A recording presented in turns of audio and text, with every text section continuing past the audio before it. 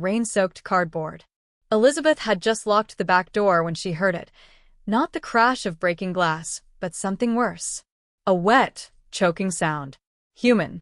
She found him crumpled against the dumpster like discarded trash, one hand pressed uselessly against his side where blood pulsed between his fingers.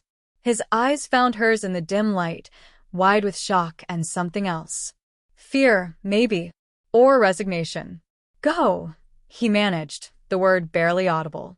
Don't, he coughed, and blood flecked his lips. Elizabeth's nursing school dreams had died with her mother's medical bills, but the instincts remained.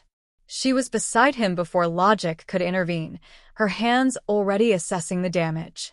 Entry wound, right side, no exit. Active bleeding. Shock setting in. Can you walk? She didn't wait for an answer. Mr. Antonio, help me get him inside. The old cook asked no questions. Together they half-carried, half-dragged the stranger through the kitchen to the storage room. Elizabeth shoved aside boxes of napkins and industrial soap, clearing space on the concrete floor. Lock the doors, she told Antonio.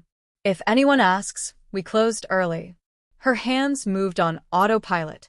She'd volunteered at the free clinic on Saturdays, had watched her mother work miracles with nothing. The restaurant's first aid kit was pathetic, bandages meant for burns, not bullets, but the veterinary supplies Antonio kept for the stray cats would have to do. The stranger drifted in and out as she worked. His shirt was expensive, ruined now, soaked crimson. She cut it away with kitchen shears, exposing the wound. Through would have been better, but the bullet was lodged somewhere inside. She couldn't extract it, but she could stop the bleeding, could pack the wound, could keep him alive. Stay with me, she whispered, cleaning the entry point with vodka from the bar. He jerked, gasping. I know it hurts. I'm sorry. His hand shot out, catching her wrist. His grip was surprisingly strong. Who sent you? God, maybe. I don't know. She met his eyes, those startling gray eyes that held too many secrets. But I'm not letting you die in a storage room. She worked for 3 hours. Cleaned the wound, packed it with gauze, wrapped his torso tight enough to maintain pressure, but not restrict breathing. Monitored his pulse, his color, the shallow rise and fall of his chest. Antonio brought water, blankets, coffee she never drank. Dawn was breaking when Matt finally surfaced completely, lucid for the first time. He studied her face in the weak light filtering through the high window, and she watched him catalog every detail like He was memorizing evidence. Why? His voice was raw. You don't know me. No one deserves to bleed out alone. You don't know what I've done. Don't care. Not my job to judge. She pressed a water bottle into his hand. Drink slowly. He obeyed, wincing with each swallow. Then he reached into his jacket. She tensed, but he only pulled out a silver compass, tarnished and old. Take this. I don't want your money. It's not money. He pressed the compass into her palm, his fingers cold and trembling. My grandfather's. Carried it through 2 wars. It's worth something, but not in dollars. Elizabeth felt the weight of it, the history. I can't. Please. The word cost him. So, you remember courage exists. Real courage. His eyes held hers. What's your name? Elizabeth Grayson. Matthew Donovan. He smiled, bitter and beautiful. Forget you met me, Elizabeth. It's safer. But she never did. For years later, the terrace remained frozen in that suffocating silence.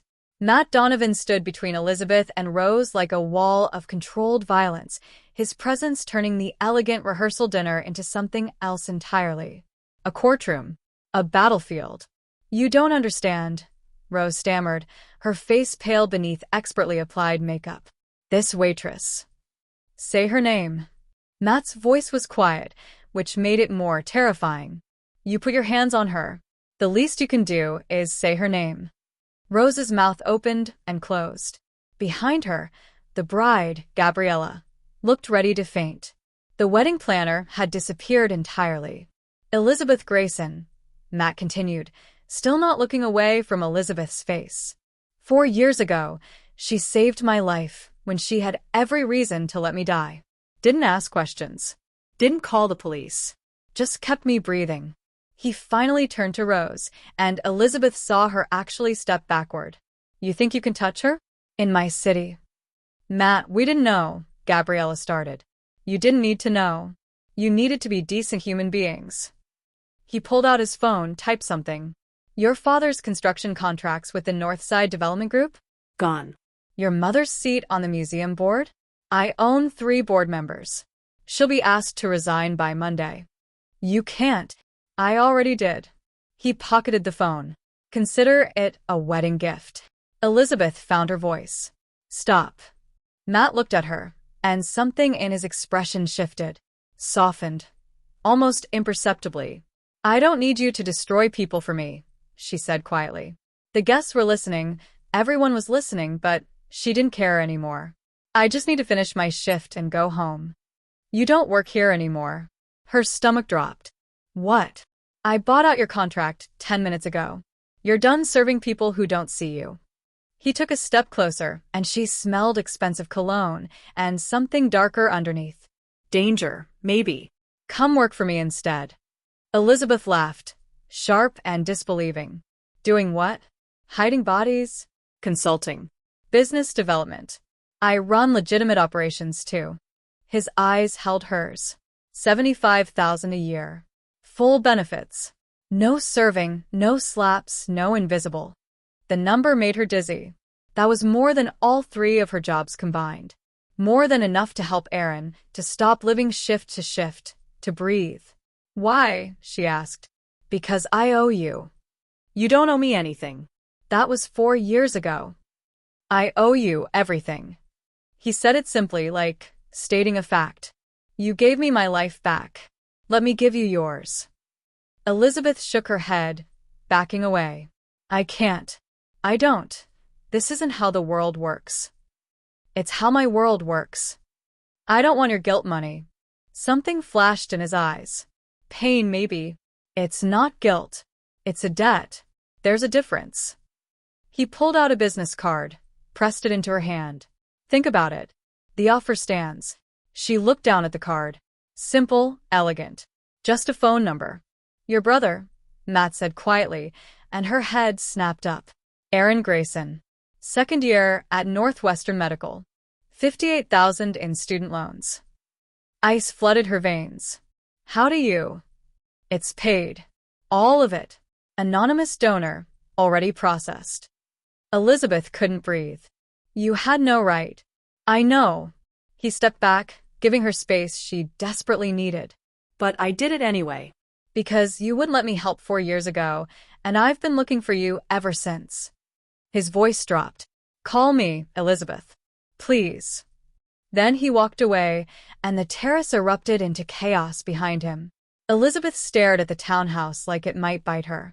3 stories of cream-colored brick in Lincoln Park, with actual flower boxes and a door that probably cost more than her old apartment's annual rent. The key felt heavy in her palm, heavier than the compass had been. She'd called Matt. Of course she'd called him. Aaron's loans were paid, and her brother had cried on the phone for 20 minutes. How could she say no after that? The door opened before she could use the key. A man stood there, mid-40s, sharp suit, sharper eyes. Ms. Grayson. I'm Vincent Caruso. Mr. Donovan asked me to get you settled. I can settle myself. I'm sure you can. Vincent smiled, but it didn't reach his eyes. Humor me anyway. The interior was worse than she'd imagined. Hardwood floors that gleamed, furniture that looked like it belonged in magazines, a kitchen with marble countertops and appliances she didn't know how to use. Floor-to-ceiling windows overlooked a private garden. This is too much, Elizabeth said. This is secure. Vincent walked through the space like he'd memorized every corner. Bulletproof glass. Reinforced door frames. Panic button in every room, though you'll never need them. No one touches Matt Donovan's people. His people. Like she was property now. The Martinez family, Vincent continued, pulling out a tablet. You should know what happened after the rehearsal dinner. Elizabeth's stomach clenched. I told Matt to stop. He did. Mostly. Vincent swiped through screens. Rose's father lost 2 construction contracts, but those were coincidental. Market fluctuations. However, someone did leak information about their company's tax irregularities to the IRS. And Rose herself was fired from her position at her mother's PR firm after several clients mysteriously terminated their contracts. Jesus. They put their hands on you. Vincent's voice was flat, matter of fact. Did you think there wouldn't be consequences? Elizabeth sank onto the couch before her legs gave out. I didn't want this. What did you want? To keep getting slapped by people who think you're invisible? Vincent sat across from her, his expression softening slightly. Look, I get it. You're not from this world. Matt knows that. But you're in it now, whether you like it or not. What does that mean? It means there are rules. He counted on his fingers. 1. You don't go anywhere without telling Matt's security. 2. You don't discuss his business with anyone ever. 3. You trust Matt's judgment, even when you don't understand it. And if I can't follow these rules, Vincent met her eyes. Then you leave, and Matt makes sure you're protected from a distance. But you don't get to be in his life halfway. It's all or nothing because anything in between gets people killed. If you're still watching this, if Elizabeth's choice resonates with you, then prove it. Subscribe to this channel. It takes 2 seconds, but most of you won't do it. Most of you will keep scrolling, keep watching for free, keep taking without giving back. But if you actually care about how this story ends, if you want to see whether Elizabeth survives this world she never asked to enter, then subscribe. Show me you're invested. Show me you're not just another person who takes and disappears. I dare you. Elizabeth looked around the townhouse, at this beautiful cage Matt had built for her. When do I start work? Vincent smiled. Tomorrow. 9 a.m. Wear something nice. You're meeting the family. The gown arrived at noon with no note, just Matt's signature on the delivery receipt. Midnight blue silk that fit like it had been made for her body specifically, because it probably had been. Elizabeth hated how beautiful she felt wearing it. The Drake Hotel ballroom glittered with Chicago's elite, all of them pretending their money wasn't built on someone else's suffering. Crystal chandeliers, champagne towers, a string quartet playing something classical and forgettable. The Children's Hospital Foundation banner stretched across the stage because even monsters love their kids.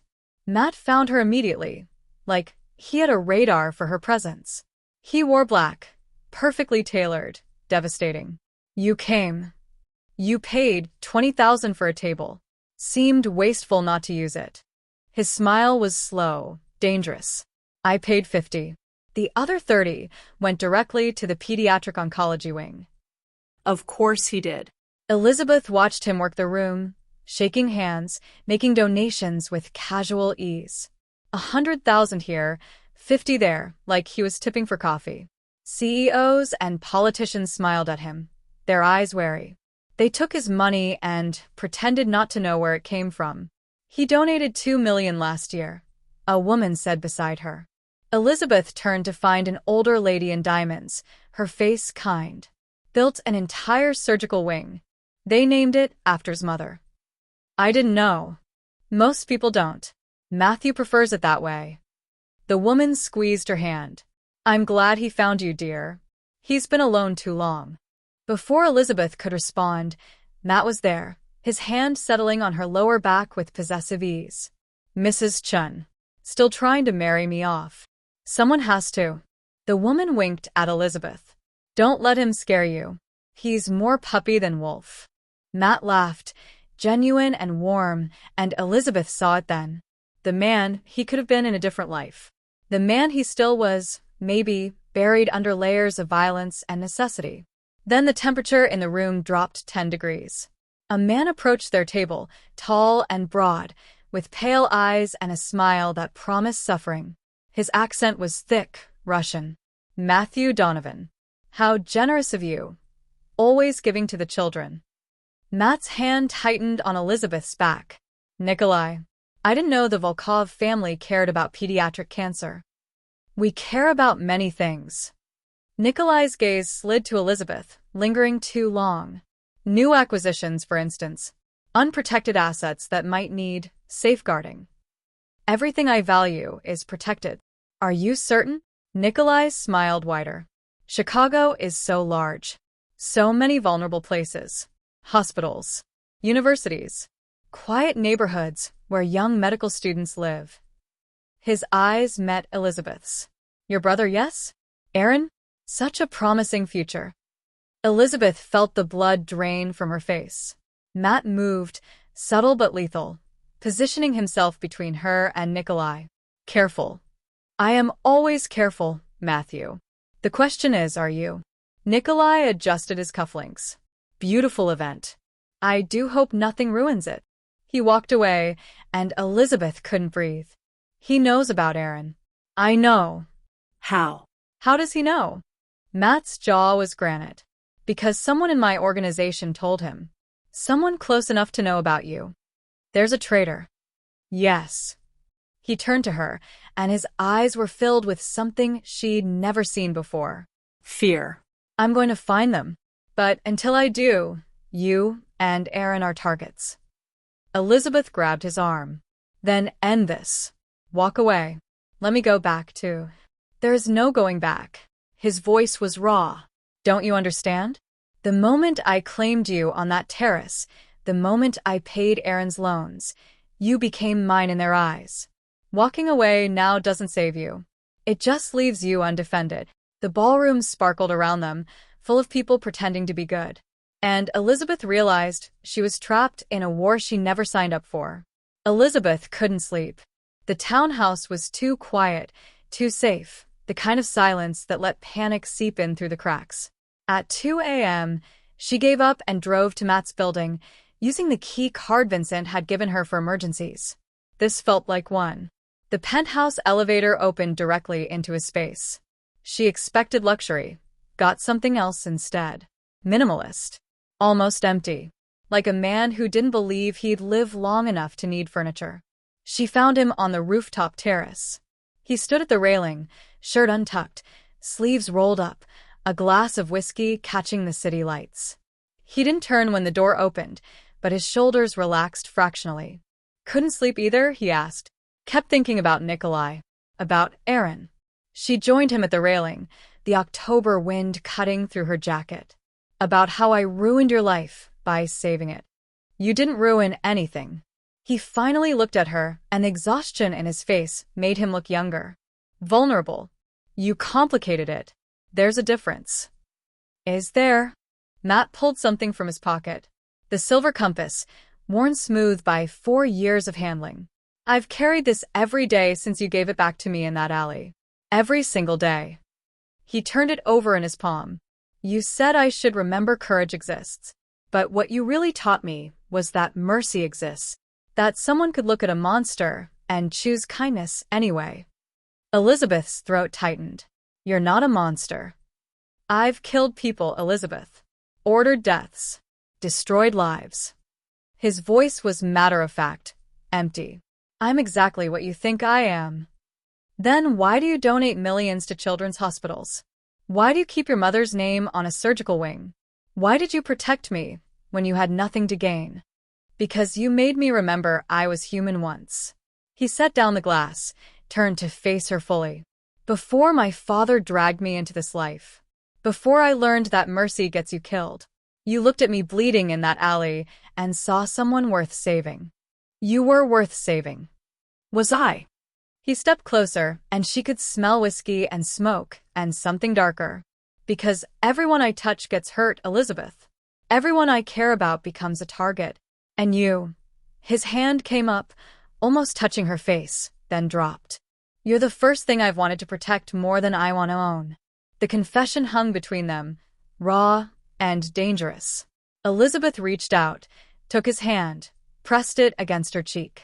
I'm not afraid of you. You should be. I'm afraid of what you do, who you are in that world. But you, she held his gaze. The man who kept my compass for 4 years? I'm not afraid of him. Matt made a sound low in his throat, something between pain and surrender. Then his hand slid into her hair, and he kissed her. It wasn't gentle. For years of searching, of wanting, of denying himself poured into that kiss. Elizabeth gasped against his mouth, and he gentled immediately, like he was afraid of breaking her. But she pulled him closer, rose on her toes, kissed him back with equal desperation. When they finally broke apart, both breathing hard, he pressed his forehead to hers. If you love me, he whispered, you accept the danger, the violence, the fact that people will always try to take you from me. Elizabeth's hands fisted in his shirt. If you love me, you accept that I won't let you face it alone. His laugh was broken, relieved. Deal. Above them, Chicago glittered, beautiful and brutal. And for one moment, they pretended they were just two people who found each other in the dark. The compass sat between them on Matt's kitchen counter at 3 a.m., catching the under-cabinet lighting. Elizabeth had brought it with her, had been carrying it in her purse for days, waiting for the right moment. Take it back, she said. Matt looked at her like she'd offered him poison. No. You gave it to me so I'd remember courage exists. But you've proven it, Matt. Every day since that terrace, you've shown me what courage really looks like. She pushed it toward him. It's yours. It was always yours. He stared at the compass, then at her, something breaking open in his expression. I don't deserve you. Probably not. She smiled. But you're stuck with me anyway. Matt picked up the compass, closed his fingers around it, then reached for her hand and pressed it into her palm, folding her fingers over it. Keep it.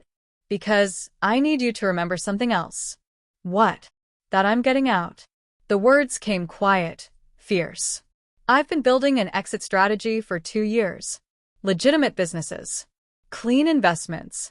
A way to walk away from my father's empire without getting everyone I love killed. Elizabeth's breath caught. You're serious? I met with lawyers last week. Started transferring operations to my cousin. He wants the violence, the power. I just want, he cupped her face. I want Sunday mornings. I want to take you to breakfast without checking for snipers. I want a life where the woman I love doesn't need a panic button in every room. Tears burned her eyes. How long? 18 months. Maybe 2 years. Long enough to make the transition smooth, to ensure no power vacuum that gets people killed. His thumb brushed her cheekbone. Will you wait for me? You're asking me to wait while you're still in danger? While people like Nikolai are threatening my brother? I'm asking you to believe I'm fighting to get us both out.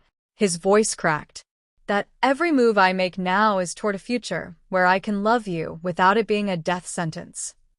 Elizabeth pulled him down, kissed him hard. Then stop hiding me. If we're doing this, if we're waiting this out together, then I'm not your secret. I'm your partner. Matt pulled back, searching her face. If I claim you publicly, if everyone knows you're mine.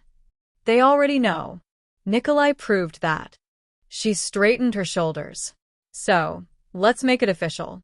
Let them see that you don't hide what you love. That I'm not afraid.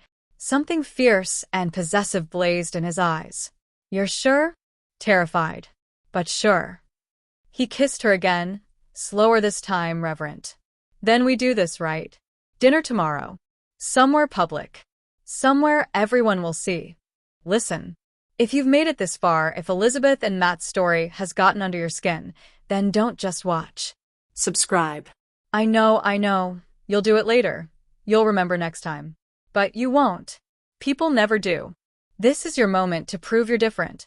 To show that their story matters enough for 2 seconds of your time. Because here's the truth. If you can't even click a button for them, why should I keep telling you what happens next? Subscribe. Show me you care. Or don't, and wonder forever how this ends. Your choice. The next evening, Elizabeth wore red. Matt wore pride. And when they walked into Gibson's Steakhouse with his hand on her back, Chicago's underworld stopped pretending not to notice. The war had officially begun. Vincent called at 4 a.m., and Elizabeth knew before she answered that something had shattered. Matt was already awake beside her, reaching for his phone, his body going rigid as he listened. We found him, Vincent said, and even through the speaker Elizabeth heard the fury. Thomas fucking Brennan, head accountant, been feeding the Volkovs information for 8 months. Matt's voice was cold, dead. Where is he? Warehouse in Pilsen. But Matt, there's more. Elizabeth watched Matt's face drain of color, watched his hand tighten around the phone until his knuckles went white. Say it. They took Aaron Grayson. Grabbed him outside his apartment 20 minutes ago. Black van, for men, professional extraction. By the time our guys got there. The phone shattered against the wall. Elizabeth couldn't breathe. Couldn't move.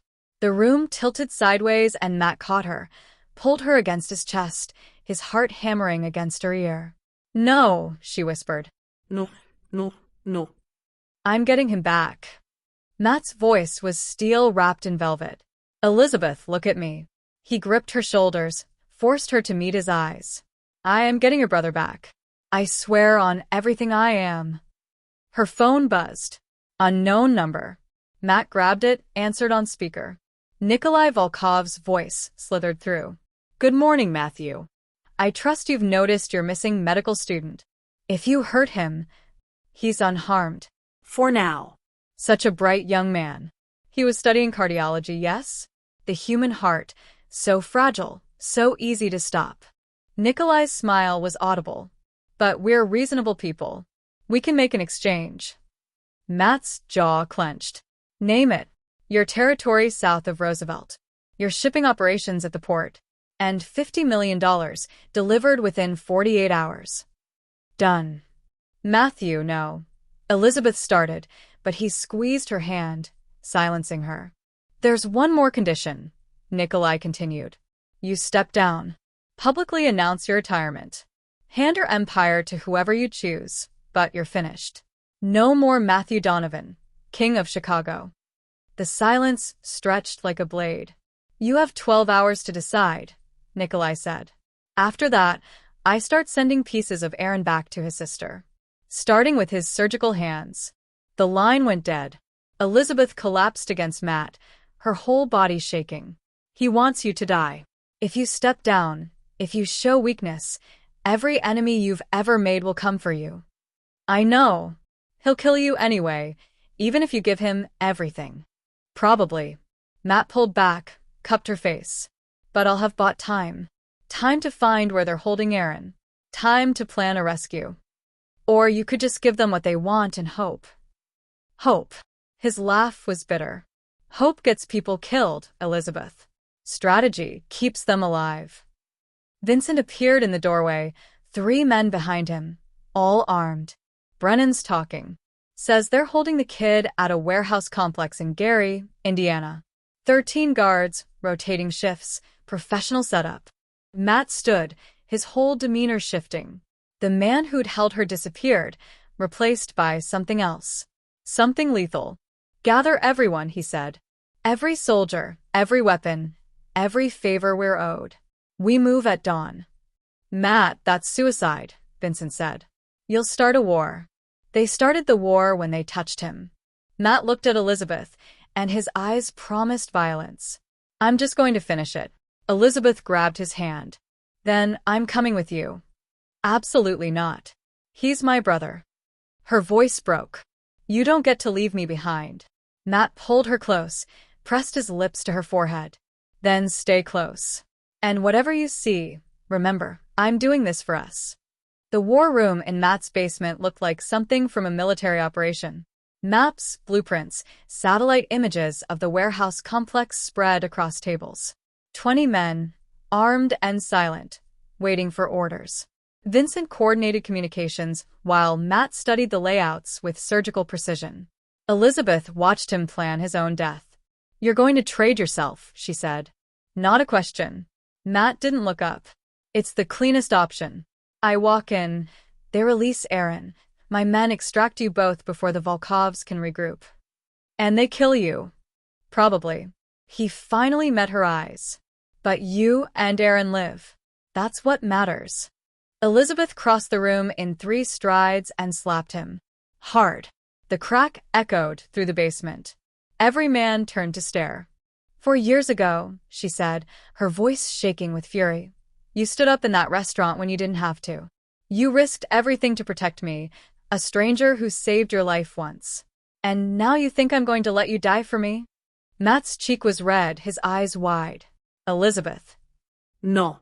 You don't get to be noble and stupid. She grabbed his shirt, pulled him close. You saved me first. That terrace, that moment, you could have stayed silent. Let Rose humiliate me, and walked away. But you didn't. You chose me. So now I'm choosing you. This isn't your fight. It became my fight when they took my brother. When they threatened everything we're building. Her voice broke. You want out of this life? You want Sunday mornings and breakfast without snipers? Then fight for it. Don't surrender. Don't give them the satisfaction of breaking you. Something shifted in Matt's expression. The resignation cracked, revealing the fighter underneath. If we go in together, if this goes wrong, then we go down swinging. She held his gaze. Together. Like you promised. Matt pulled her into a kiss, desperate and fierce, then turned to his men.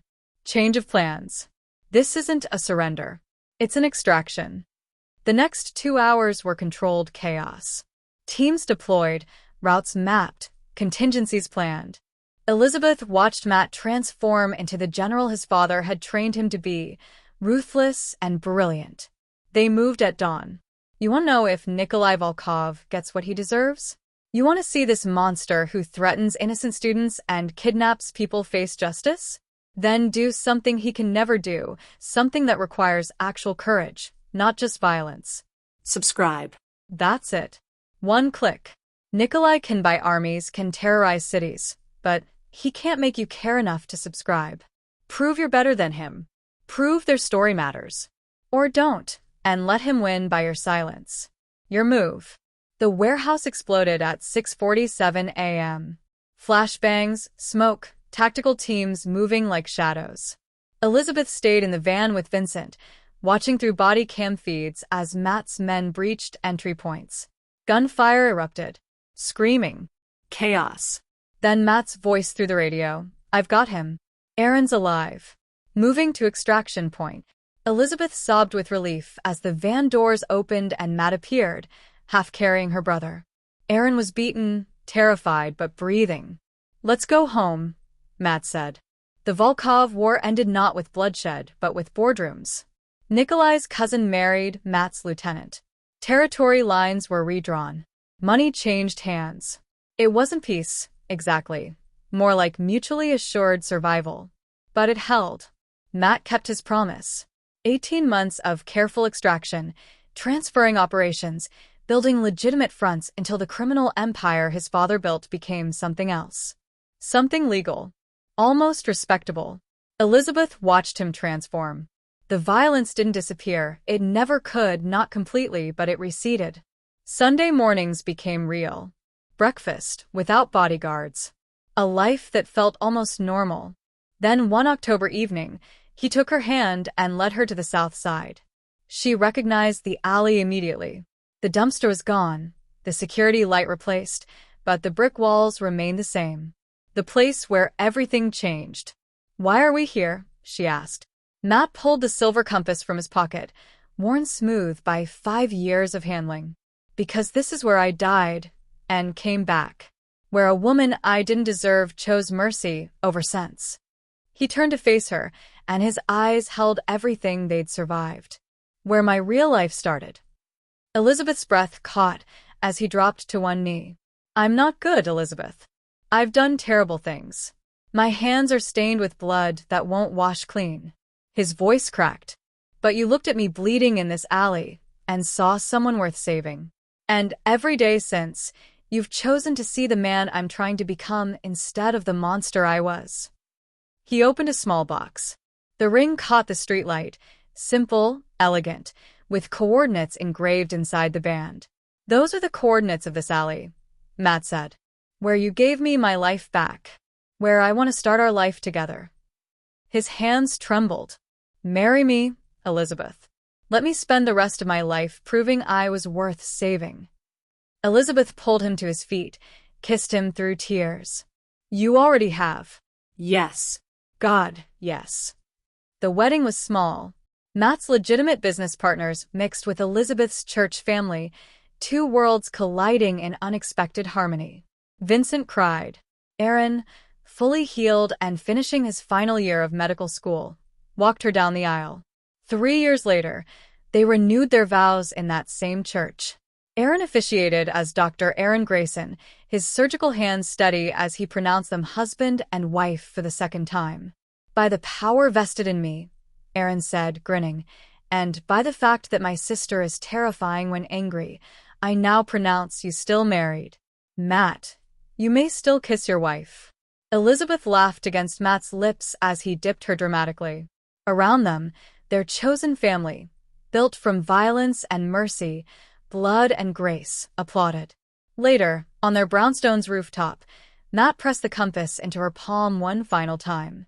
"Keep it safe for our kids, so they remember courage exists." Elizabeth closed her fingers around it. "And mercy." "And mercy," he agreed. Below them, Chicago glittered.